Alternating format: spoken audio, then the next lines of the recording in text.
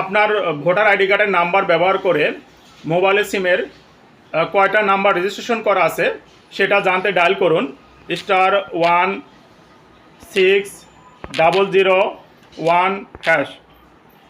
এটা ডায়াল করবেন। ডায়াল করার পরে আপনার এরকম একটা ইন্টারফেস আসবে, please enter the last 4 digit of your ID, অর্থাৎ আপনার ভোটার আইডি কার্ডের লাস্ট 4টা সংখ্যা এখানে লিখবেন। লেখার পরে এখানে সেন্ড করবেন। সেন্ড করার পরে আপনার ফিরতে একটা মেসেজ দিয়ে জানিয়ে দিবে আপনার এই ভোটার আইডি কার্ডের নাম্বার ব্যবহার করে কয়টা ফোনের সিমের নাম্বার রেজিস্ট্রেশন করা আছে সেটা জানিয়ে দিবে। ফার্স্টের 3টা ডিজিট এবং লাস্টের 3টা ডিজিট দিয়ে তারা আপনাকে জানিয়ে দিবে। যদি দেখেন আপনার এখানে কোনো বাড়তি নাম্বার রেজিস্ট্রেশন করা আছে, সঙ্গে সঙ্গে আইনের সহায়তা নেবেন, না হলে বিপদের সম্মুখীন হবেন।